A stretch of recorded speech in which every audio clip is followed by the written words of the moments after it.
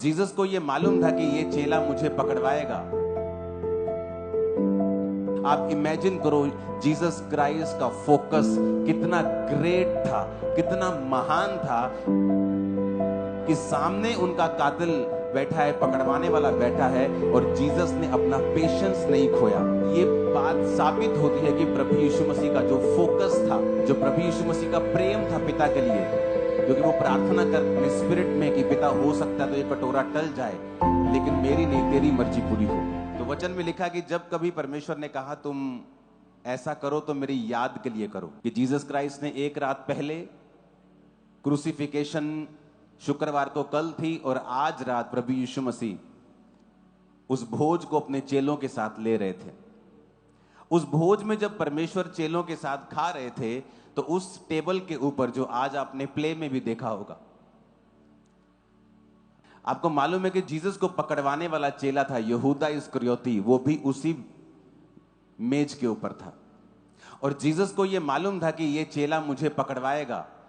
Imagine करो आप कहीं बैठे हो और आपको मालूम हो कि यह आदमी आपको मारने का प्लान कर रहा है और वो आपके सामने बैठा है और आपको उसका पूरा प्लान मालूम है, लेकिन ये बात साबित होती है कि प्रभु यीशु मसीह का जो फोकस था, जो प्रभु यीशु मसीह का प्रेम था पिता के लिए, क्योंकि वो प्रार्थना कर रहे थे अपने स्पिरिट में कि पिता हो सकता है तो ये कटोरा टल जाए, लेकिन मेरी नहीं तेरी मर्जी पूरी हो। कई बार जब आपका विरोध हो रहा होता है, आपको लगता है ये विरोधी है, ये आपका दुश्मन है, आप उससे नफरत करने लगते हैं, लेकिन कई बार परमेश्वर ऐसा करता है आपको नेक्स्ट लेवल पर लेके जाने के लिए। परमेश्वर कई बार ये ऐसा करता है आपके विश्वास को परखने के लिए, आपकी सामर्थ्य को बढ़ाने के लिए। लेकिन जब आप नफरत करने लगते हैं लोगों से, आप परमेश्वर की उस डिवाइन प्लान को भूल जाते हैं कि परमेश्वर ऐसा आपके साथ क्यों कर रहा है। जीसस ने मालूम था कि ये चेला मुझे पकड़वाएगा और ये चेला जाके अब बताएगा और मुझे पकड़वा कर मुझे मरवाएगा, लेकिन जीसस को मालूम था कि ये सब कुछ पिता के प्लान से मैं कर रहा हूं। पिता ये चाहता है कि ये कटोरा मैं पीऊं, मैं क्रूसिफिकेशन पे जाऊं, क्रूस उठाऊं, मारा जाऊं, गाड़ा जाऊं, फिर तीसरे दिन मुर्दों में से जी उठूं। आप इमेजिन करो जीसस क्राइस्ट का फोकस कितना ग्रेट था, कितना महान था कि सामने उनका कातिल बैठा है, पकड़वाने वाला बैठा है और जीसस ने अपना पेशेंस नहीं खोया। हमारे जैसा कोई होता तो उसको दो जरूर मारता, तो मारता जोर से कि तेरी वजह से आज ऐसा हो रहा है, कर भी लेता काम लेकिन उसको मारता भी। पेशेंस जीसस क्राइस्ट के अंदर था कि मालूम था ये चेला है वही चेला जो अब मुझे पकड़वाएगा, जो मुझे बेच के आ चुका है, जो सिक्कों में मुझे बेच चुका है। बस अब मेरा इंतजार कर रहा है कि कब मैं वो रात आए और वो जाके जब वो लोग आए तो मुझे चूमे और ये बोलेगा कि मैं जिसको चूमूंगा उसी को पकड़ लेना, वही जीसस क्राइस्ट होंगे। अब इमेजिन करो जब जीसस उस मेज के ऊपर थे तो जीसस को मालूम था कि यही चेला मुझे पकड़वाएगा, और फिर भी जीसस ने उसको गाली नहीं दी, जीसस ने उसको धमकी नहीं दी, उसको नरक जाने का थ्रेट नहीं दिया, उसको टांग टूटने का थ्रेट नहीं दिया, उसको मरने का थ्रेट नहीं दिया, उसको गाली नहीं दी, उसको श्रापित नहीं किया। बस यही कहा कि भला होता कि तू वो ना होता, कि ये पाप तुझसे ना होता। इमेजिन करो जब आप उस भोज को, जीसस ने कहा ये मेरा शरीर है, ये मेरा लहू है। जीसस ने कहा जो मुझे खाएगा वो मेरे जैसा बन जाएगा, मेरा जीवन उसमें प्रवेश करेगा। एक आदमी को अल्जाइमर नाम की डिजीज हो गई। जब अल्जाइमर होता है तो वो आदमी बूढ़ा, अपनी उम्र से अधिक बूढ़ा हो जाता है, हर चीज उसकी लो हो जाती है, मरने के कगार पे वो पहुंच जाता है। उसके फैमिली मेंबर्स ने उसे होली कम्युनियन के बारे में बताया कि जीसस ने कहा जो मेरा बदन खाएगा, मेरा लहू पिएगा, उसमें जीवन है। ये कोई सांकेतिक चीज नहीं है, सिंबॉलिक नहीं है, ये रियल है। जीसस ने कहा आपके ब्लड में अगर टेस्ट किया जाए तो आपके ब्लड के टेस्ट को देखकर डॉक्टर लोग बता देंगे कि आप क्या खाते हैं। आपके यूरिक एसिड लेवल अगर ज्यादा है वो बता देंगे आप चिकन ज्यादा खाते हैं, आप पनीर ज्यादा खाते हैं, या आप दाल ज्यादा खाते हैं। तो आपके ब्लड लेवल से, ब्लड से सब बता देते, क्योंकि आपके ब्लड में वही है जो आपने खाया है। तो जब हम जीसस को खाते हैं, हमारे ब्लड में फिर जीसस ही आ जाते हैं, जीसस की लाइफ आ जाती है। तो जीसस ने क्या कहा कि जो मुझे खाएगा उसमें जीवन बना रहेगा। यीशु ने खुद कहा है कि अगर तुम खाओगे तो मेरा जीवन तुम में आ जाएगा। कौन सा जीवन? अब आप देख लो जीसस का जीवन कैसा था, कैसा था परमेश्वर का जीवन। अब जब अब यूहन्ना 6 उसकी 53 आयत को पढ़ते यीशु ने उनसे कहा, मैं तुमसे सच सच कहता हूं, जब तक तुम मनुष्य के पुत्र का मांस ना खाओ और उसका लहू ना पियो तो तुम में जीवन नहीं है। परमेश्वर ने कहा, मेरा मांस और मेरा लहू तुम्हें खाना पड़ेगा। जो मेरा मांस खाता और लहू पीता अनंत जीवन उसका है और मैं अंतिम दिन उसे जिला उठाऊंगा। और आप जानते हैं इस बात को सुनने के बाद चेलों ने ठोकर खाई। कहते ये कैसे हो सकता है, ये कैसे हो सकता है? हम किसी मनुष्य का मांस और लहू हम क्यों खा सकते हैं? लेकिन जीसस ने कहा, ये मेरा शरीर है। रोटी को लिया और तोड़ा कि ये तुम्हारे लिए मेरा शरीर तोड़ा जाता है। यानी एक सेक्रीफाइस है, ये एक बलिदान है जो क्रूस के ऊपर मेरे शरीर का होगा तुम्हारे लिए। परमेश्वर ने कहा, ये लहू का बलिदान तुम्हारे लिए होगा कि तुम्हारे पापों के कारण मेरा जवानी का जो काड़ा लहू है वो बहाया जाएगा। हालेलुया। और वचन कहता है, परमेश्वर ने कहा, यह नई वाचा का लहू है। जब आप लहू को पीते हैं आप ग्रेस में प्रवेश कर जाते हैं। कौन सी ग्रेस?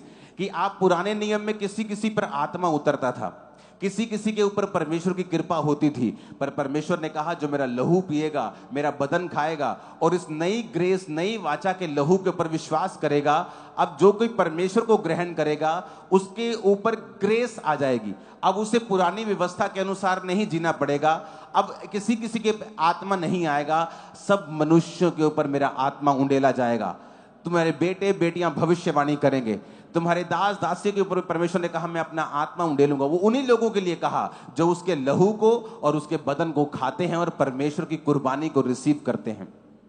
परमेश्वर ने कहा जो इस कुर्बानी को ग्रहण करेंगे, मेरे भोज को खाएंगे, मेरे लहू को पिएंगे, वो नई वाचा में प्रवेश कर जाएंगे। अब आप खुद एक याजक हैं, आप खुद एक राजा हैं। आपको परमेश्वर के पास जाने के लिए किसी याजक की जरूरत नहीं है। आपको पाप माफ करवाने के लिए मेरे पास आने की जरूरत नहीं है। बाइबल कहती है कि एक दूसरे के सामने अपने पापों को मान लो, लेकिन अब आप डायरेक्ट परमेश्वर से प्रार्थना कर सकते हैं, डायरेक्ट परमेश्वर से पापों को माफ करवा सकते हैं, डायरेक्ट परमेश्वर के अनुग्रह के सिंहासन के सामने जाकर मांग सकते हैं जो आपको चाहिए। आमीन। और परमेश्वर ने क्या कहा? परमेश्वर ने कहा कि ऐसी चीजें तुम जब इकट्ठे होते हो किया करो। यूनिटी सिखा, परमेश्वर में यूनिटी में रखना चाहते हैं, एक मन रखना चाहते हैं। पुरानी कलीसिया बाइबल कहती है एक चित्त, एक मन, एक मनसा थी, कोई अलग मनसा नहीं थी। मेरी मनसा भी सुसमाचार प्रचार की है कि लोगों को बताएं, भारत के लोगों को बताएं कि प्रभु यीशु मसीह धर्म परिवर्तन करने नहीं आए हैं। वो धर्म परिवर्तन करने आए होते तो हम बताते कि हाँ हम अब आपका धर्म परिवर्तन करना चाहते। किस चीज का डर है हमें? किसी चीज का नहीं। लेकिन परमेश्वर ने कहा वो एक नया धर्म बनाने के लिए नहीं आया, वो आपको जीवन देने के लिए आया। हम सुसमाचार लोगों को सुनाएं कि प्रभु यीशु मसीह तुम्हारे कलेशों से छुटकारा देने के लिए, तुम्हारी बीमारियों से तुम्हें आजाद करने के लिए, तुम्हें शांति देने के लिए उन्होंने सब कुछ सहा है। तो वचन क्या कहता है? परमेश्वर कहता है अगर तुम मेरा लहू पियोगे, मेरा मांस खाओगे तो तुम में जीवन बना रहेगा। आज जब हम परमेश्वर के लहू को लेते हैं तो वचन ये भी हमें कहता है, जब हम कुरिन्थियों की उस आयत को फिर से पढ़ते हैं तो उसमें लिखा हुआ है 26 आयत में लिखा है, पहला कुरिन्थियों 11 उसकी 26 कहता है जब तुम ये रोटी और कटोरे में से पीते हो प्रभु की मृत्यु को जब तक वो ना आए प्रचार करते हो। जो कोई अनुचित रीति से प्रभु की रोटी खाए, कटोरे में से पिए, वह प्रभु की देह और लहू का अपराधी ठहरेगा। इसलिए मनुष्य अपने आप को जांच ले कि इस रीति से रोटी में से खाए और कटोरे में से पिए, क्योंकि जो कोई खाते पीते समय प्रभु की देह को ना पहचानेगा वह अपने खाने और पीने से अपने ऊपर दंड लेके आता है। हालेलुया। यानी जब हम इकट्ठे होते हैं यूनिटी के लिए, हम यूनिटी में आते हैं, हम प्रभु भोज लेने के लिए, हम घरों में भी इसे ले सकते हैं। तो परमेश्वर ने क्या कहा कि तुम अपने आप को जांचोगे, देह को जांचना, जांच कर रोटी खाए। इसका मतलब क्या? कि मैं अपने आप को जांचूं। कि क्या मैं सचमुच परमेश्वर की देह से प्यार करता हूं, उसकी देह को मैं खा रहा हूं। आप भी परमेश्वर की देह हैं। जब मैं आपकी बदनामी करता हूं तो एक्चुअल में परमेश्वर की देह की बदनामी करता हूं। जब मैं अपनी आशीष को किसी गरीब विश्वासी को शर्मिंदा करने के लिए इस्तेमाल करता हूं, मैं परमेश्वर की देह की बदनामी करता हूं। तो वचन कहता है तुम अपने ऊपर दंड लेके आओगे और बीमार रहोगे अगर प्रभु की देह को नहीं पहचानोगे। तो वचन कहता है जो कि प्रभु का देह खाएगा और लहू पिएगा उसमें जीवन होगा। यही वचन उसको दिया गया। जब अल्जाइमर नाम की डिजीज उसे हुई, वचन दिया गया कि परमेश्वर चाहता है कि तू चंगा हो। उसने लहू को बहाया, उसने तेरे लिए बदन दिया है। वो बदन और लहू को लेना शुरू हो गया। जब 3 दिन लगातार उसने घर बैठे परमेश्वर का बदन लिया और रोज लहू लिया, घर बैठा रहता था। कोई ऐसे पेशेंट चल नहीं सकते ज्यादा, वो लो होने शुरू होते हैं और मर जाते हैं। तो जब उसने बदन लिया, परमेश्वर ये तेरा शरीर है जो मेरे लिए तोड़ा गया, ये तूने इसीलिए तोड़ा कि मैं शारीरिक रूप से कमजोर ना रहूं।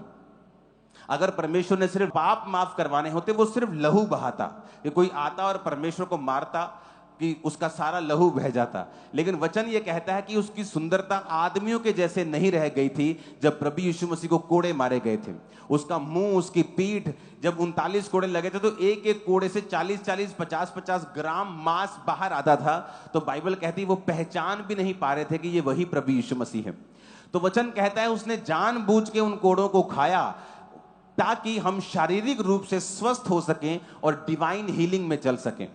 जब भी शैतान आपके दिल में डाले कि परमेश्वर की इच्छा नहीं है कि तू चंगा हो, परमेश्वर की इच्छा है कि नए विश्वासियों को परमेश्वर चंगा करता है विश्वास में बनने के लिए, लेकिन पुराने विश्वासियों को वो हीलिंग देने में इतना नहीं सोचना चाहिए। नहीं नहीं नहीं, ऐसा नहीं है, ये शैतान की चाल है।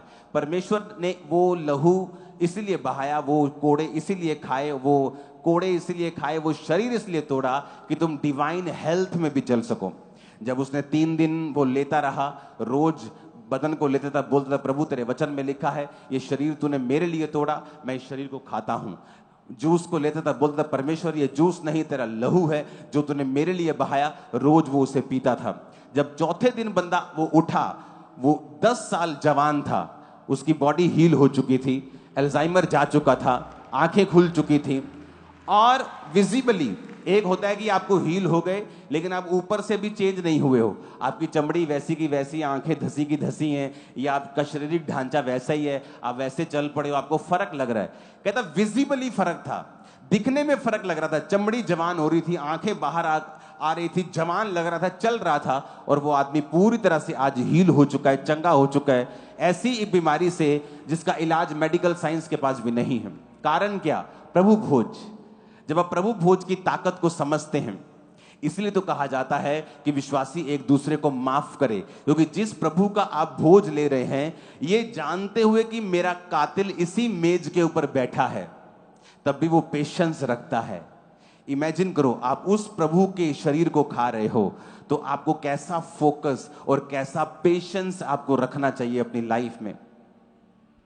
और जब आप इस प्रभु भोज को समझ के लेते हो कि मेरे परमेश्वर ने सब कुछ जानते हुए भी, आंखों के सामने होते हुए भी अपना पेशेंस नहीं खोया, अपना आपा नहीं खोया, कहीं भी गाली नहीं निकाली, कहीं भी गुस्सा नहीं किया, तो परमेश्वर ने जब हम उसको जो ग्रेस हमें दी है कि हम उसी शरीर को खा सकते हैं, मैं आपको आज प्रॉमिस देता हूं, आप उस परमेश्वर के शरीर को आज खाओगे और उस परमेश्वर के लहू को आज पियोगे जिसमें इतना पेशेंस था। जो अमीरों का अमीर क्या, ऐसे ग्रह वैज्ञानिकों ने ढूंढे हैं, मैंने आपको बताया था पहले भी, जो पूरी तरह से हीरे के बने हुए हैं। अगर उनको बेच दिया जाए तो इस धरती के ऊपर $100 की इतनी ढेरियां लगेंगी कि वो चंद्रमा तक पहुंच जाएंगी, ढेरियां इतनी होंगी। ऐसे ग्रह परमेश्वर ने बनाए हैं। वो इतना अमीर परमेश्वर है लेकिन एक गरीब घर में जन्म लेता है, एक आम घर में जन्म लेता है, ताकि वो ऐसा ना लोग बोलें कि परमेश्वर को क्या मालूम गरीबी क्या होती है, उसको क्या मालूम दुख क्या होता है, शारीरिक पीड़ा क्या होती है, बीमारी की पीड़ा क्या होती है। बाइबल कहती प्रभु यीशु मसीह ने हर वो चीज सही है जो एक आम आदमी सहता है। वो एक गरीब घर में, आम घर में जन्म लेते हैं।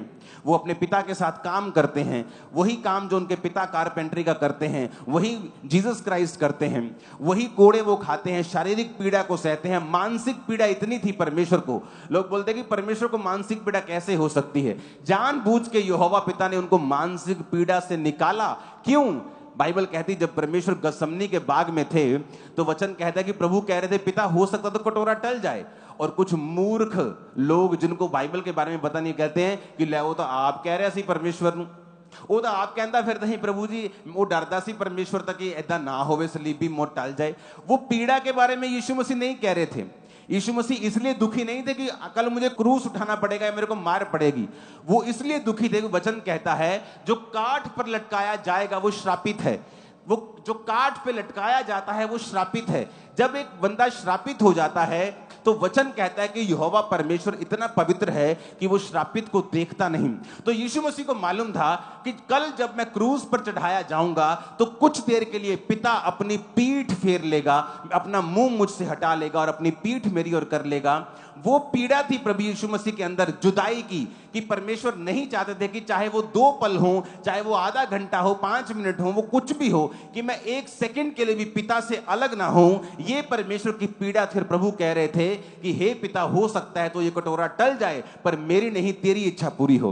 लेकिन प्रभु यहोवा ये चाहते थे कि प्रभु यीशु मसीह इस मानसिक पीड़ा से निकले। और वचन कहता है कि जब प्रभु यीशु मसीह इस मानसिक पीड़ा से निकल रहे थे कि पिता हो सकता है तो ये ऐसी चीज हट जाए, लेकिन तेरी इच्छा पूरी हो, तो वचन कहता है कि खून उनके माथे में से, उनके बदन में से खून पसीने के साथ इतना स्ट्रेस लेवल हाई था कि वो खून बाहर आ रहा था उनकी चमड़ी में से होकर। इतना स्ट्रेस लेवल जो था परमेश्वर का वो जाहिर हो रहा था कि परमेश्वर इस समय मानसिक पीड़ा में से होकर गुजर रहे हैं।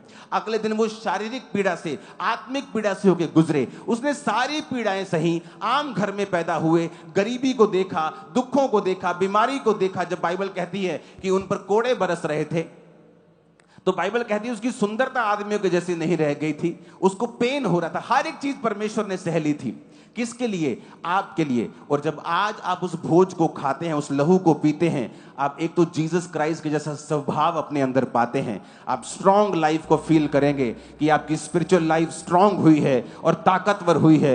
आप जीसस के जैसा पेशेंस पाएंगे, जीसस के जैसा फोकस पाएंगे, जीसस के जैसी दलेरी भी आज आपके अंदर आएगी। और मैं आपको बता रहा हूं, ये मेरी लाइफ का पर्सनल एक्सपीरियंस है। आप जब आत्मिक चीजें करते जाते हैं, कई बार आपको आपकी लाइफ में बीमारी एंटर करती है, या कोई परीक्षा एंटर करती है, या कोई ऐसी अनहोनी घटना आपके साथ होती है और आप सोचते हैं कि ये मेरे साथ क्यों ऐसा हो रहा है। आप प्रार्थना करते हैं, आप दुनियावी चीजें भी जो आपको करना है, आप मेडिसिन खाते हैं, कुछ भी करते हैं, दुनियावी तरीके से अपनी प्रॉब्लम को सॉल्व करने का यत्न करते हैं। लेकिन अगर आप आत्मिक चीजें करते जाएंगे, मैं आपको बता रहा हूं, ये प्रोफेसी है, परमेश्वर आपको सरप्राइज देंगे एक दिन अचानक से। और वो सरप्राइज उस दिन होगा जिस दिन आपने एक्सपेक्ट नहीं किया होगा। वो काम उस दिन होगा जब आपने सोचा भी नहीं होगा। आप सोचेंगे कि हाँ अब मुझे अगले महीने और सफर करना है, लेकिन सडनली परमेश्वर का आत्मा आपको छुएगा और बड़े काम आपकी लाइफ में करके आपको छुटकारे की तरफ लेके जाएगा। और ऐसा तब होता है जब आप अपनी आत्मिक पोजीशन को छोड़ते नहीं हैं, आप अपनी आत्मिक चीजों को छोड़ते नहीं हैं। आप प्रार्थना करना नहीं छोड़ते हैं, आप बाइबल पढ़ना नहीं छोड़ते, आप पवित्रताई के सिद्धांत को छोड़ते नहीं हैं, आप परमेश्वर के साथ समय को बिताते हैं। मैं पिछले कुछ दिनों में अचानक, मेरे को इंटरनेट का शौक नहीं है, मेरी वाइफ तो किसी भी ऐप पर भी नहीं है, ना ये फेसबुक पे है ना इंस्टा पे है, मेरे फोन पे चीजें हैं। मैं अपनी मिनिस्ट्री का कुछ चेक कर लिया तो एक दिन मैं अपने फोन पे था और 4-5 मिलियनर बिलियनर लोग आए जो बहुत अमीर थे। उनकी इंटरव्यू हो रही थी, एक आदमी उनकी इंटरव्यू ले रहा था, और सब में एक चीज कॉमन थी। सब कहते थे कि मैं जब 28 साल का था, मैं बाइबल पढ़ रहा था तो परमेश्वर ने मेरे से बात की बाइबल में से, और तब से मेरी जिंदगी बदल गई। मैं ब्रिज के नीचे रहता था, आज मेरी हजारों करोड़ों की कंपनी है। सभी की लाइन सेम थी कि मैं बाइबल के साथ जुड़ा हुआ था, मैं परमेश्वर पर विश्वास करता था। कल मैं एक जगह बैठा हुआ था और वहां पे मैं अपनी टेस्टिमनी को दे रहा था, और मेरे पास परमेश्वर की ओर से एक छोटी बाइबल, जो मेरी पहली बाइबल जो मैंने अपनी वाइफ को गिफ्ट दी, वो मेरे साथ थी। और मैं उनसे बात कर रहा था। मैंने कहा मेरी लाइफ की हर बड़ी शुरुआत बाइबल से हुई है। जब मैं मेंटली अपसेट के अटैक से निकल रहा था, तो मैं 15 मिनट की प्रार्थना करता था। मुझे अब याद नहीं, 15 मिनट में 3 बार करता था शायद 15 मिनट में 2-3 बार प्रार्थना करता था। और 15 मिनट में भी मैं अपनी घड़ी को, तब दूसरे मोबाइल होते थे, टाइम उन पे भी आता था, तो उन पर मैं 15 मिनट में भी 3-4 बार मोबाइल देख लेता था, कितने मिनट हो गए, कितने मिनट हो गए। तो इस तरह से मैं प्रार्थना करता था। और एक दिन जब मुझे अटैक होने लगते थे तो मुझे बाइबल पढ़ता था जब मैं, मेरे अटैक खत्म होते थे, क्योंकि उसका दवाई इलाज नहीं था। आप नशा कर ले, उसका इलाज नहीं था। तो मेरे जीवन में परमेश्वर ने शैतान को भी इस्तेमाल किया। जब मेरे को अटैक होता था दुष्ट आत्मा का, तो मैं बाइबल पढ़ता था और सिर पे अनॉइंटिंग ऑयल लगा के अपनी छत पे चला जाता था, बाइबल पढ़ता था 3-3 घंटे, 6-6 घंटे। उस वजह से मेरे को पूरा नया नियम याद हो गया था।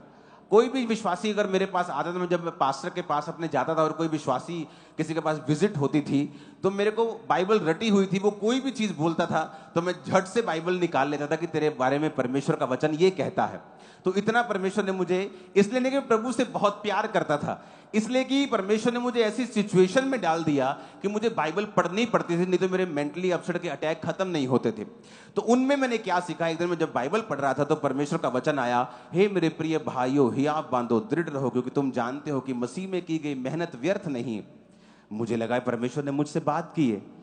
अगर मैं चाहता हूं कि मैं मेंटली अपसेट के अटैक से फ्री हो जाऊं, मैं इस बीमारी से आजाद हो जाऊं, तो मेरी मेहनत नहीं, शायद प्रभु ये चाहता है कि मैं मेहनत करूं। तब मेरे रोजे रखने स्टार्ट किए, 40 रोजे स्टार्ट किए, फिर 40 खत्म, फिर 40, फिर 40, एक साल में 5-5 बार 40-40 रोजे रखे।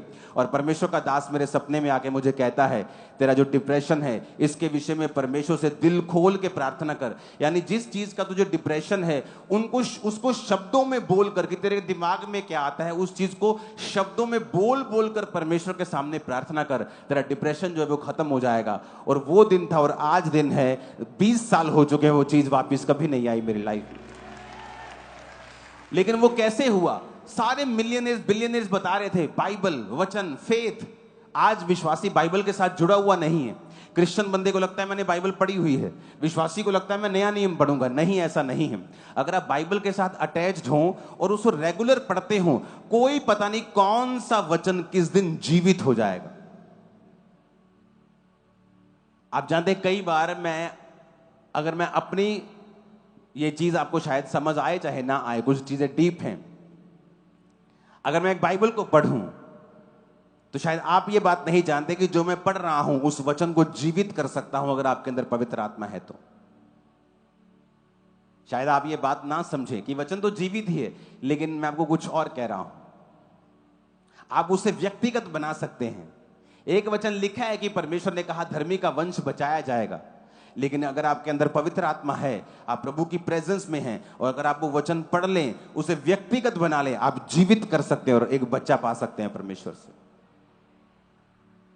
मेरी बात समझ आ रही है कि नहीं? जीवित कर सकते हैं आप वर्ड को। मैं मेंटरशिप मीटिंग में अगर जा रहा हूं तो मैं उन वचनों को पढ़ूंगा जो मुझे चाहिए, और उन वचनों को लेकर मैं जीवित कर सकता हूं, उनकी लाइफ में ज्वलंत कर सकता हूं, काम कर सकता हूं उन वचनों के द्वारा। कितने मेरी बात को समझ रहे हैं? कुछ चीजें डीप है, अगर मैं इनको समझाने लग जाऊंगा तो आज के टॉपिक से हम हट जाएंगे। परमेश्वर यीशु मसीह ने वचन को जीवित किया, जो लिखा हुआ था कि यहोवा का आत्मा मुझ पे है, उसने सुसमाचार सुनाने के लिए मेरा अभिषेक किया। लेकिन जब जीसस ने पढ़ा, वो जीवित हो गया, व्यक्तिगत हो गया और जीसस के लिए हो गया। विश्वासी जो है, जो अगर वचन के साथ जुड़ा हुआ नहीं है तो उसे बहुत सी चीजें मिलती नहीं। क्यों? क्योंकि अगर आप वचन के साथ जुड़े हुए होंगे, कोई पता नहीं कौन सा वचन आपके दिल में हिट कर जाए। जीसस के वचन में लिखा है, यहोवा के दाहिने हाथ में दीर्घ आयु और बाहिने हाथ में धन और महिमा है।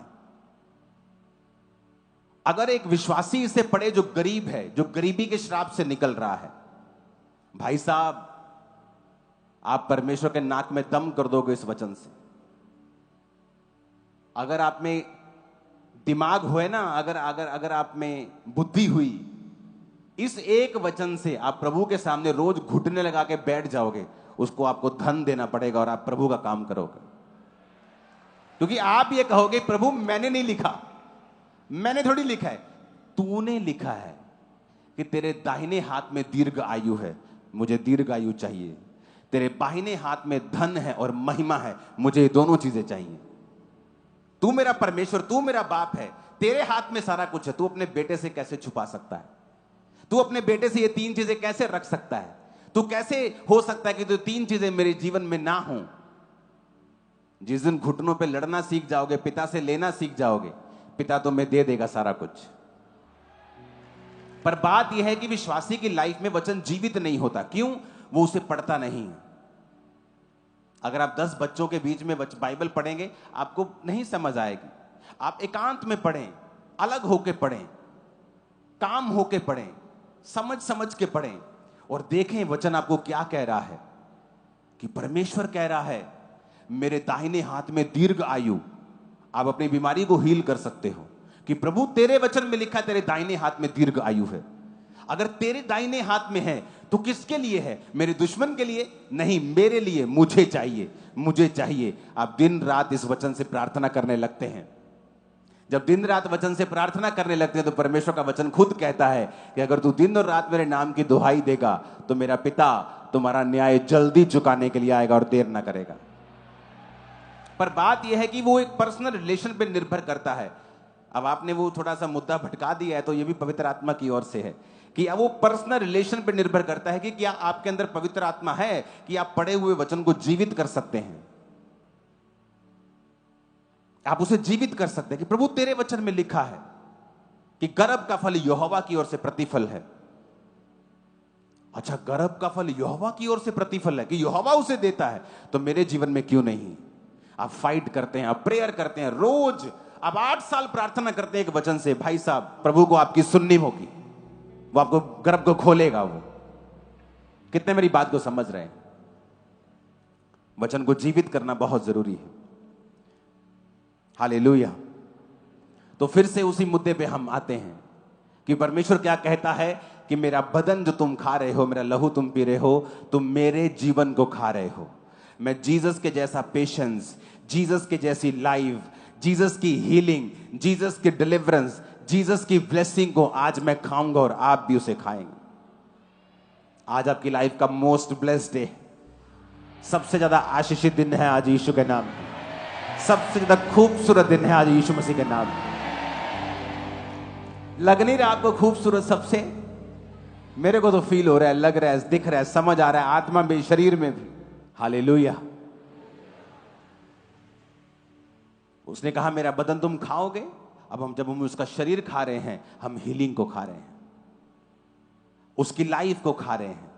जीसस के जैसा पेशेंस, जीसस के जैसा फोकस, जीसस के जैसी प्रेयर लाइफ, जीसस के जैसा वचन के साथ जुड़ाव, जीसस के जैसा पिता के साथ रिश्ता, पिता के साथ नाता। जीसस ने जो कहा, जो किया पिता के लिए, वो ऐसी ग्रेस आप खा रहे हैं और आज मैं खा रहा हूं। और परिवार सेम नहीं होंगे आज से इन जीसस ने।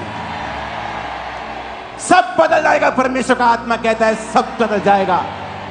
आमीन। ऊंचा चाहिए चर्च। Hallelujah, hallelujah.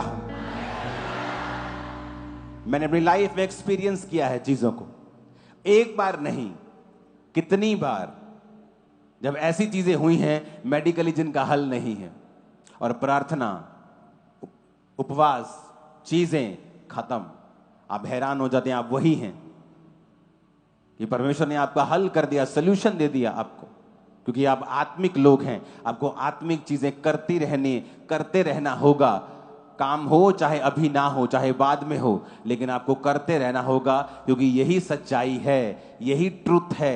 कहीं और कुछ भी नहीं है, कहीं हल नहीं होगा। परमेश्वर ही एकमात्र हल है हमारा। हालेलुया।